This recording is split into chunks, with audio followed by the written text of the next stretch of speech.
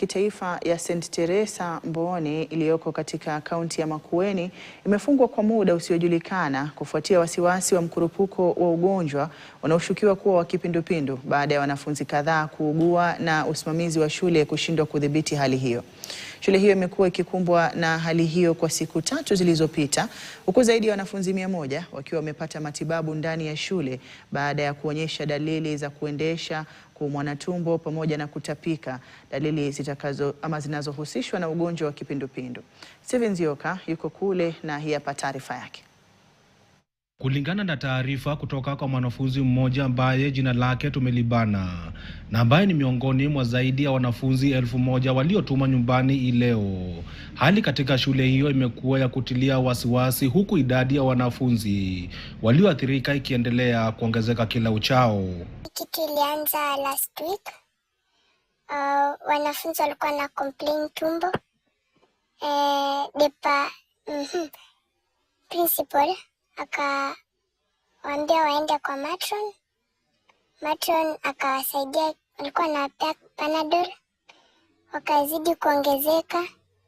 Then on Saturday, sasa watu walikuwa wengi sana, hadi kulikuwa watu wana faint ovyo. Hakuna walimu wakiingia class, hakuna haja juu watu walikuwa wanatoka tu akifaint. Mwanafunzi huo alidai kuwa huenda mlipuko huo ulisababishwa na maji chafu yanayotumiwa ndani ya shule hiyo. Obviously lazima ukunywe maji. Sasa ukiweka maji kwa kikombe ama sahani, ukitaka kunywa hiyo worms zinatoka. So inabidi utoe hiyo worms to kunywa maji. Huwezi kunywa maji mengine. Hospitali ya kaunti ndogo ya Mboni imethibitisha kuwatibu wanafunzi kadhaa kutoka shule hiyo waliokuwa na dalili zinazofanana na kipindupindu. Tulikuwa tumepata na wanafunzi 33 Jumapili waliokuwa na wanaumwa na tumbo, wanaumwa na kichwa, wengine kutapika na pia diarrhea. Na tulipeleka maafisa wa public health wakaenda kuangalia na kuchunguza zaidi nini chanzo cha hizo complaints huko shuleni.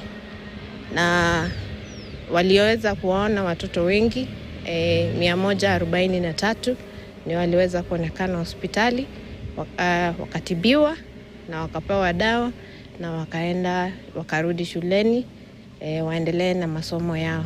Usimamizi wa hospitali hii ya Mboni umeelezea KTN kuwa bado wako na mwanafunzi mmoja ambaye anaendelea kupokea matibabu. Huyo mwanafunzi aliyekuwa admitted, madaktari walipomuona waliona ako mnyonge sana na hakuwa na nguvu vile kama wenzake.